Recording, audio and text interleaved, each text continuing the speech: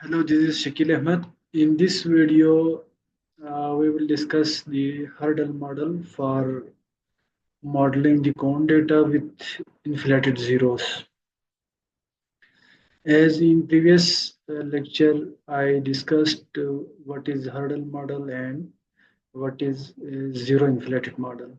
Basically, in zero inflated model, we have two types of zeros, one structural zeros and the other is sampling zeros. But in hurdle model, we just categorize the zero and non-zero values, set of values.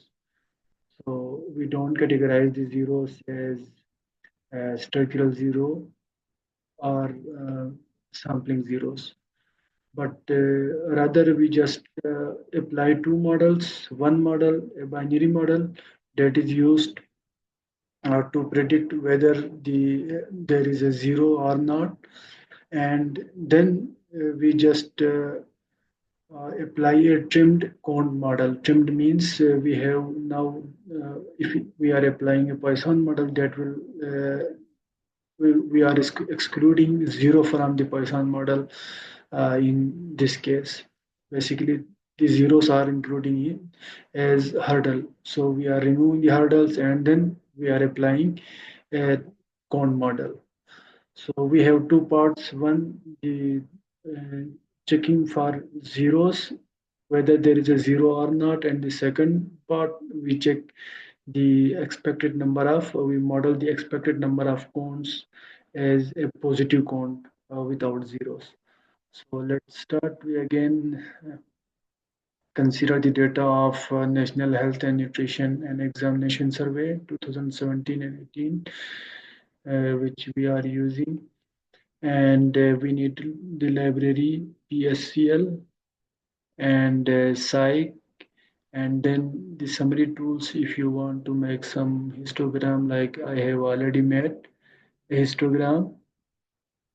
So we can see we have only three possible values, 1, 0, and the two counts, 1 and 2. Although this example is not appropriate for counting data, but for just for explanation purpose, I am using this data set. This is data on chronic counts. That is how many chronic conditions a person has. One condition, two condition, three condition, and zero means the person has no chronic condition. So we are just dividing the zero and non-zero values in this part, in this section. So we can apply hurdle models only with Poisson, logit Poisson, and we can apply logit with negative binomial. And the negative, we basically apply negative binomial to handle the over dispersion when we have, when the mean is variance is higher than the mean. So we can see how the hurdle model works. It is also available in PSCL library, and you can apply the hurdle model using hurdle and then response variable and then predictors. I am using the predictors sex, ethnicity, and income. So let's see what the results we get. We again get the two parts, one the zero part and the second is uh, first part is the cone part and the second part is the zero part. Now how to interpret these results? For example, the negative coefficient here tells that uh, for example, if the sex is one for male and two for females, then females have, have lower number of chronic condition than a male. You can just check it with logistic regression by considering these two categories as chronic condition and this without chronic condition. So this is the average number of chronic counts is higher in female as compared to males. Similarly, the ethnicity is also considered as numeric variable. You can write factor here, include all the categories. If we have, for example, four categories, Uh, we are using the this part first factor, and you can run the model again, and you will see all the factors as we have different ethnic groups and we are comparing all these groups with group 1. So all these factors have higher average number of chronic conditions, chronic cones. Then, sorry, we are interpreting this part. This is the zero part. Uh, and we can say all these the category 2 and 3 has lower average number of cones, and category 4 has higher average number of cones than the reference category. But most of these predictors, dummy variables are insignificant. But we can see that the income is significant. The income category, high income, that is compared with unknown category, and low income is also comparing with no income category or unknown category. Although the unknown category should be excluded from your data. So these coefficients are telling the impact of the effect of uh, predictors on the average number of counts when we have no zeros after excluding the zeros.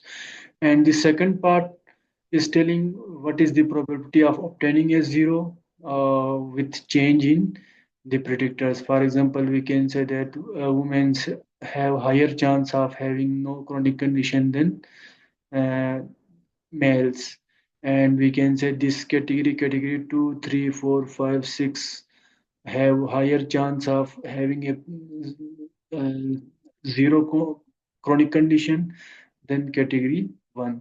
Similarly, the income higher income has lower chance of observing a chronic count than a person with unknown income.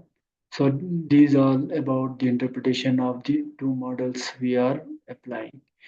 And again, we can apply this negative binomial for inflated zeros with over dispersion. And it has similar interpretation, and it will give a over dispersion parameter estimates of, if you can see, that is theta, that is this much, and that is over dispersion parameter in the cone model. And we have again this is zero hurdle model coefficient, and this is cone model coefficients. And you have similar interpretation. If you can see, there is a little difference in the coefficients, not much larger differences. So that's all about the